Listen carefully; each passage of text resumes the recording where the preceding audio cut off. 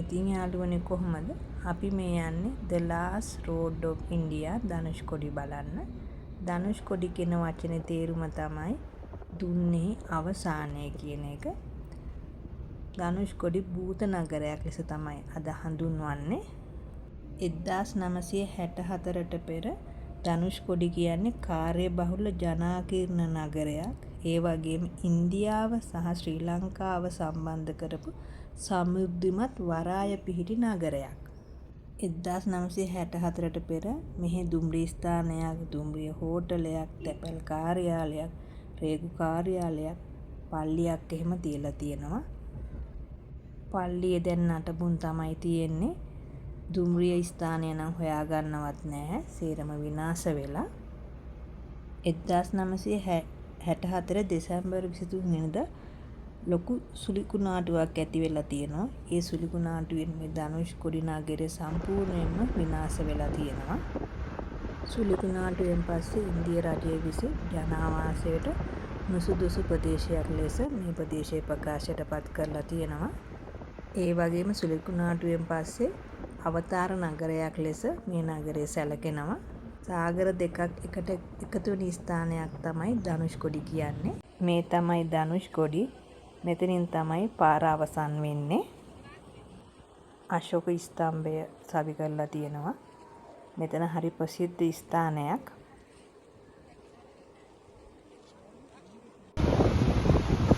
මේ පැත්තේ තියෙන්නේ ඉන්දියන් මහසාගරය.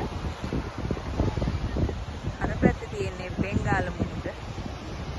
මේ තමයි ඉන්දියන් මහසාගරයයි බෙන්ගාල මුහුදයි එකට එකතු වෙන තැන. මේ ස්ථානයේ ඉඳලා අපේ ලංකාවේ තලේ මන්නාරමට දුර කිලෝමීටර් 24ක් කියලා තමයි කියන්නේ. ඒ වගේම රාමායන කතාවට අනුව රාමසේතු පාලම හැදුවා කියන්නේ මේ ස්ථානයේ ඉඳලා තමයි. Hindu ආගමේ අය මේ ස්ථානය පූජනීය ස්ථානයක් ලෙස සලකනවා.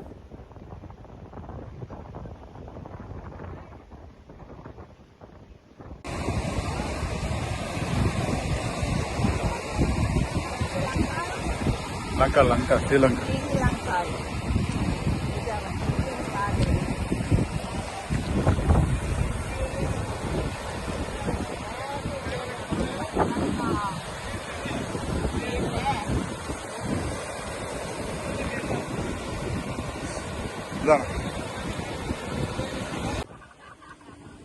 අපේ රට ලංකාව මෙතනට හරියට පේන්නේ නැහැ.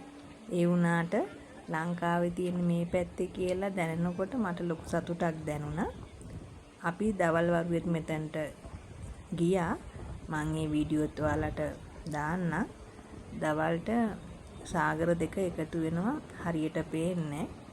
ඒ වගේම පොලිසියෙන් ඉන්නවා. එයාලා මෙතනට බහින්න දෙන්නෙත් නැහැ.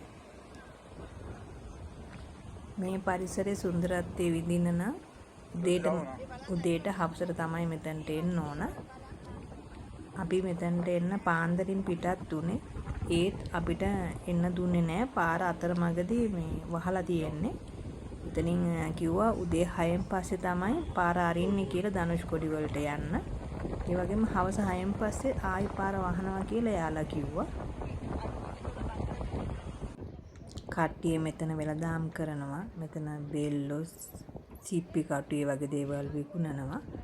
උදේවරුව නිසා මෙතන ඒ තරම් ජනගහනයක් නැහැ. දවල් වෙනකොට කට්ටිය ගොඩක් මෙතනට එනවා. හරි අමාරුයි මේ වෙලාවට පරිසරය බලන්න. මොකද සද්දේ වැඩි. කට්ටිය ගහනවා. අපි පාරේ යන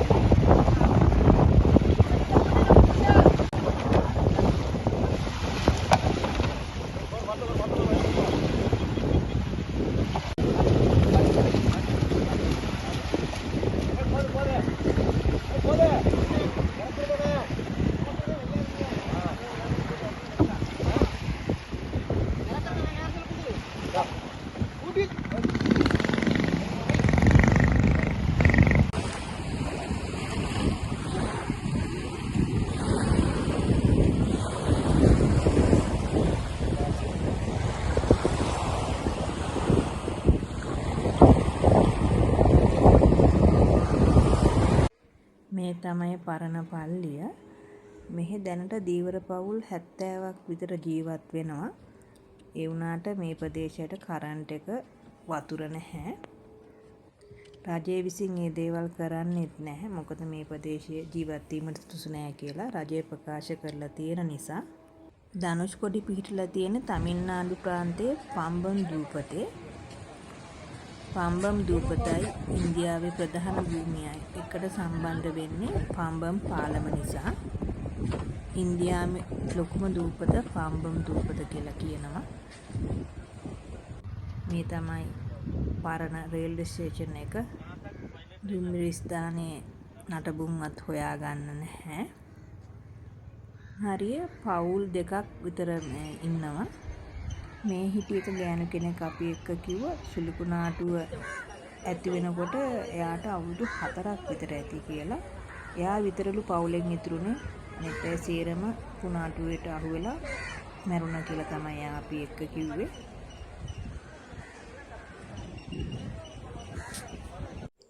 මේ අපි දවල් ගිය වෙලාවේ ගත්ත වීඩියෝ එකක්. ඔයාලට පේනවනේ දවල්ට මුහුදුවල් දෙක හරියට පේන්නේ නැහැ.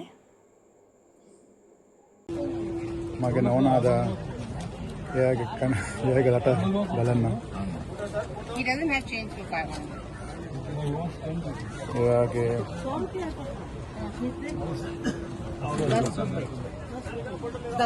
ಬೆಂಗಾಲ್ ರೈಚೂರು ಎಂದು ಮಗ ಸಾಗರ್ ಸಂಗಮ್ ಅದ ಮಗೆ ನೌನಾ ಮತ್ತೆ ಫಸ್ಟ್ ಮಟ್ಟಿ එයාගේ රට බලන්න.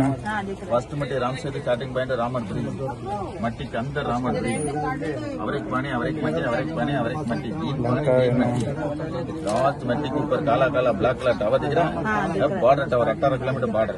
එයාගේ රට බලන්න. Sri Lanka 25 kilometre border only 18 kilometre. Sri Lanka බලන්න. दिख रहा है. ටෙලස්කෝප් එකකින් මම අපේ රට බැලුවා. අපේ ලංකාවේ තලේමන්නාරමේ බෝඩර් එක තමයි යාලා කියන්නේ පේන්නේ කියලා. අර ඈතින් පේන්නේ ලයිට් හවුස් එක. අපි දැන් ලයිට් හවුස් එකට යනවා. උදේ 10න් පස්සේ තමයි ලයිට් හවුස් එකට ඇතුල් වෙන්න පුළුවන්. හවස 5 වෙනකම් මෙයාලා විවෘත කරලා තියෙනවා. එක්කෙනෙකුට ඉන්දියන් සල්ලි රුපියල් 10ක් ටිකට් එකක් ගන්න ඕන මේකට ඇතුල් වෙන්න. මේ උඩට ගියාම අවට පරිසරයේ පේන හැටි. මේ පාර දෙපැත්තේ තියෙන පුංචි පුංචි හෝටල්.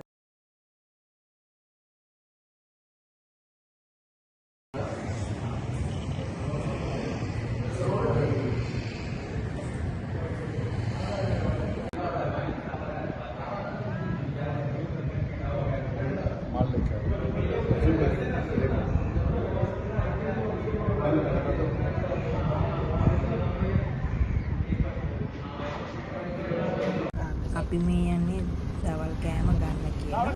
මේ තියෙන මාළු තමයි. මාළු බෙදලයි, මාළු හොදි, සුදු බතුයි, කොටිවත් නැහැ. අපි ඉතින් ලොකු මාළුවෙක් ඕඩර් කරා. මේ මාළුව තාවෙකේ තියලා යාලා බදිනවා.